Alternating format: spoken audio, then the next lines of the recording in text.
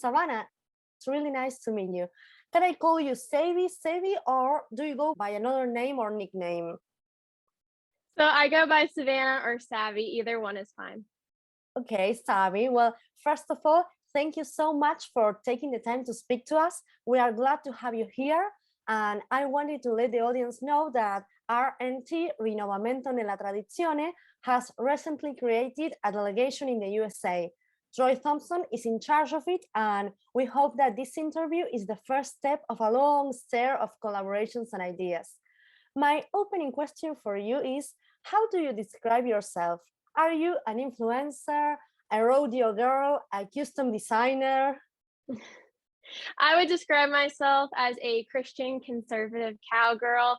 I like lots of different things, from being a professional mermaid and Disney princess for birthday parties to being a rodeo queen, riding my horses, designing costumes, and of course, spreading the love of Jesus Christ and patriotic values to as many people as possible. Wow, well, that's a lot and it's fantastic. You are very talented and have a lot of skills. How do you manage to fit everything you do in a day? How is a day in your life? So I'm homeschooled. I have been my entire life. So I think that's how I'm able to get so many different things packed into a single day.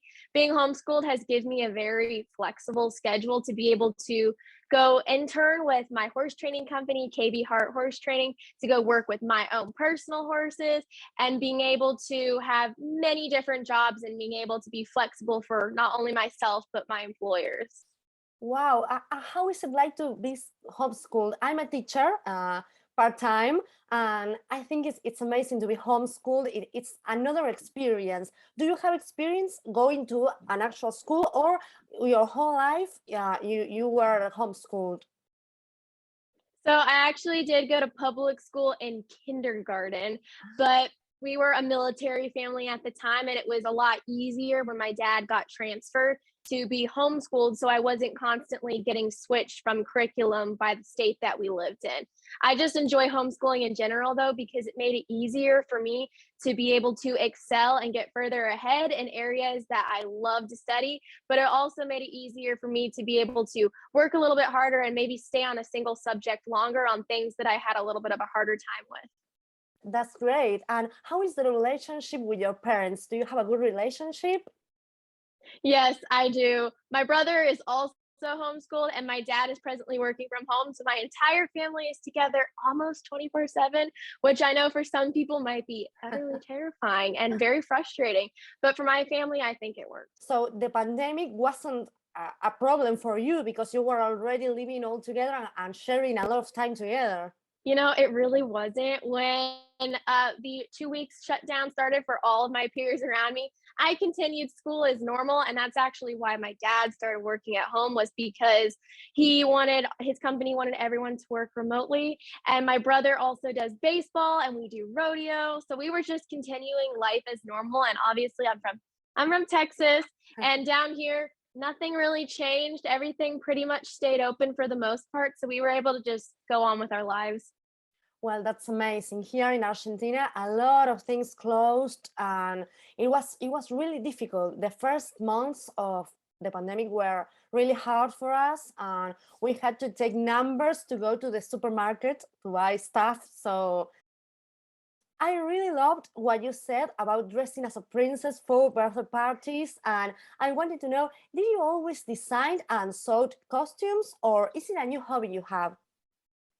So I've been sewing my entire life, but it was always just for myself, little projects and clothes that I was making. And, sometimes I would sell some of the things that I made, but I made a Rapunzel princess costume and I did a photo shoot.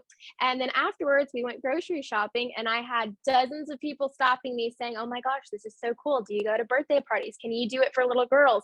And I was like, you know what?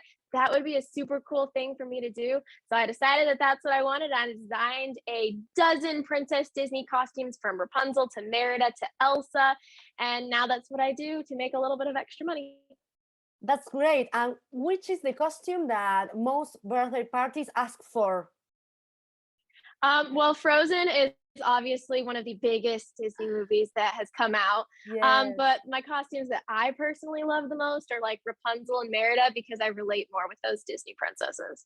Your costumes are amazing and they seem truly professional. You have a talent. Thank you. I really love how you combine your passion for sewing with your patriotism in the making of the Civil Ludington costume. Yeah, so my family is an absolutely big history buff family, especially American Revolutionary War history and Civil War history. And I've always loved to watch historical movies and then pick apart the historical accuracy when it comes to not only the costumes, but with the horseback riding.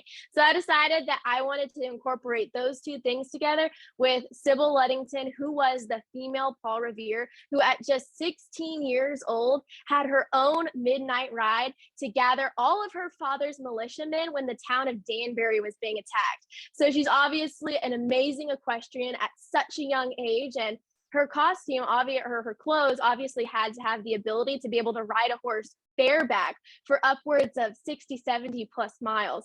So I decided to take that on as a little bit of a historical equestrian sewing challenge. Yes, I love how you combine the design and the history, and it's a good way to spread the history of your country also. We definitely have to look up to our local and national personalities and patriots because they are the ones who wrote our history. How important is tradition in your life?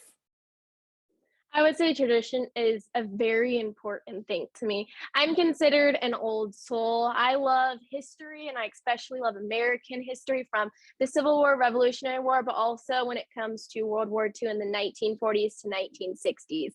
And I feel as if my country, but not only mine and America and my city and my town, but also the world, has lost and forgotten our traditional American humanitarian values.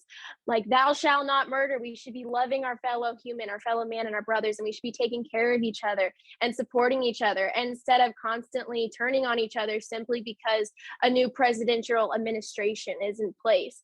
I think at the end of the day, what a society should be doing is should be protecting its future generations and ensuring that they live on, but not only do they as humans live on, but that their values of liberty and patriotism live on.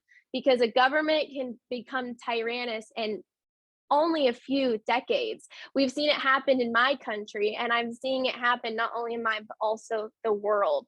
Any government can corrupt itself given time, power, but the people and their beliefs and their love of just freedom, that is what will stick around for not only myself, but the generations that will come after me. That's great, Sabi. What I also noticed is that you are a really motivated Christian and you usually share posts and videos in your social media encouraging people to take care of their faith and following Jesus Christ, don't you? Yes, I do. At the end of the day, my country's politics do not matter when it comes to the end game of the world. What does is our Christian faith and the repentance that I have in Jesus Christ, because that is one thing that unites man across not only countries, borders, but amongst ethnicities and nationalities and races and genders. My faith in Jesus Christ is the only thing that keeps me going at the end of the day, because I know that I have a place alongside the King of Kings, and that since I have accepted him into my heart, that I will have a place alongside him in eternity in heaven. And I can convince people that maybe Joe Biden wasn't the best option for president when it comes to my country. And I can convince them about capitalism versus socialism. But what's more important when it comes to your soul is being able to say that you know Jesus Christ by name. It's really, really nice to hear that from you. I would love to know, what is for you the most important benefit or gain of having a strong faith? Well, I would just say the most beneficial thing that you can do is that when you accept Jesus into your heart, you become filled with the Holy Spirit. And that Holy Spirit helps you make proper discernments when it comes to the secular world around us. Because when you look around, I mean, we're constantly blurring and graying the lines when it comes to male and female, when it comes to murder, when it comes to abortion, when it comes to immigration policy and war. But what I use as the basis for any idea that I have when it comes to politics is obviously a firm foundation in the Bible. What I would like when I go to heaven is for God to be able to tell me, you did well, my good and faithful servant, and you served me and showed my light through you while you were on earth. And I feel as though God is calling us as Christians to get into the political realm, because so constantly we see Christians being afraid to get into politics because it's not their place. When in reality, that's exactly what Jesus did. He was hanging out with the Pharisees and the Sadducees. He was hanging out with tax collectors. He was going into the church and he was making a little bit of controversy. He was flipping tables and he was telling people just how it was. And that's exactly what we should be doing. He forgave everyone for their sins. He did. And I think that is so important at the end of the day, because a healthy person doesn't need a doctor. A sick person does. And I think the most dirty, sick place that we have in society is politics, and inside each and every one of our own country's governments. And I think that's exactly where Christians need to go. I think one of my biggest gains is definitely inner peace with Christianity. But the world's peace is threatened right now, and I'd like to know, how are the United States of America, and you in particular, living the confrontation between Russia and Ukraine? Well, I would honestly say I am highly disappointed in the way that my government is handling the situation. I feel as though that we are showing Russia our underbelly. We're showing them weak in submission, because my country, we have a pipeline up here and we have a mass production of oil. I mean, I'm from Texas. We have so much oil down here and natural resources and gas, but we're not using it. And instead, my country is going over to Russia, who is literally sending missiles, trying to start almost World War III. It's pretty obvious, over to the citizens of Ukraine, who we've now displaced as a result of. Almost 2 million people have fled that country.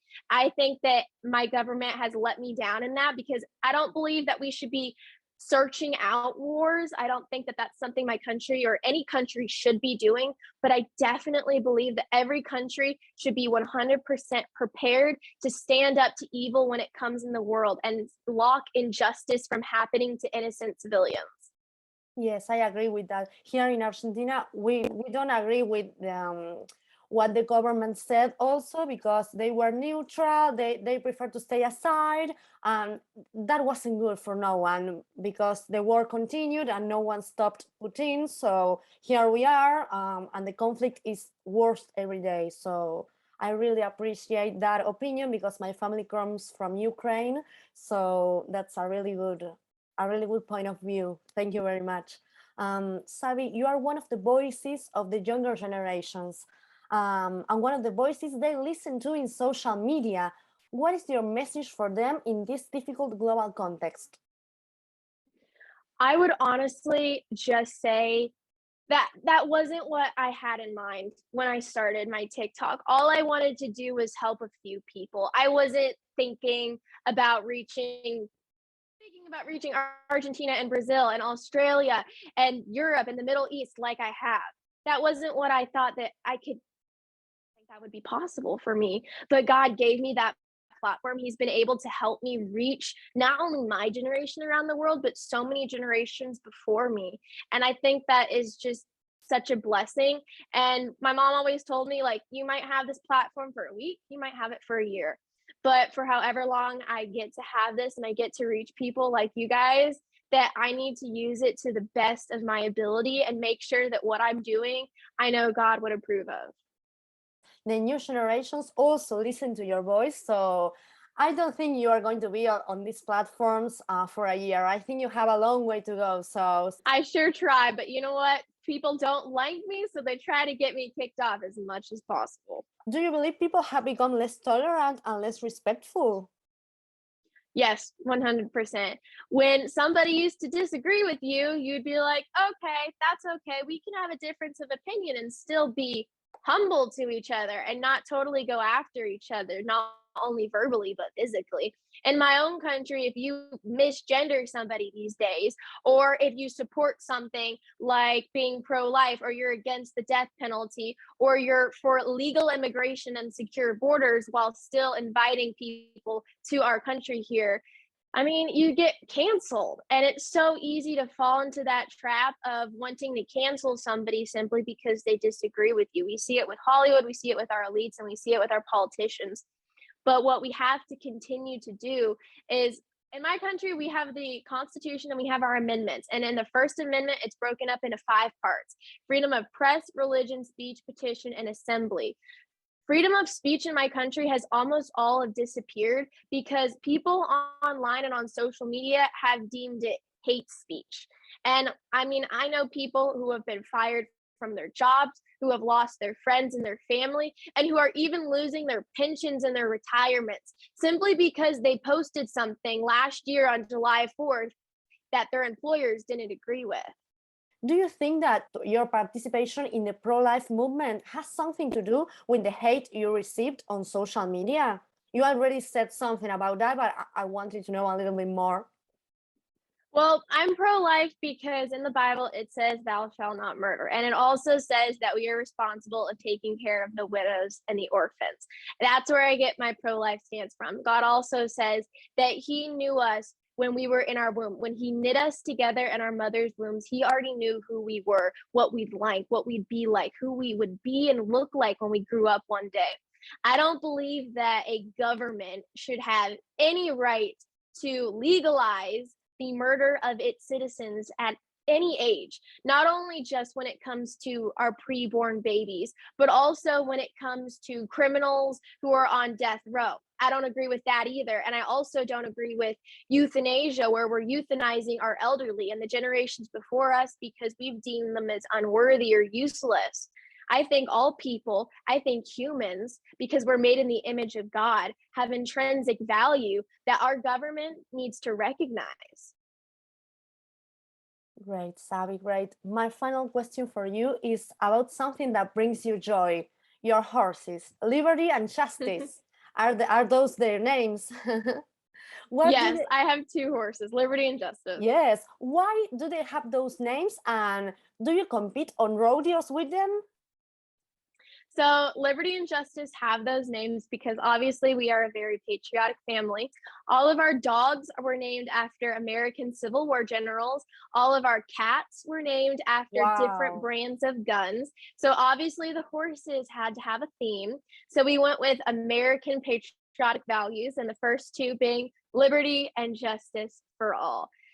Liberty is my mare. She's a sorrel 14-3 hand mare, and I compete with her in pole bending. And then Justice is my 15-hand gelding.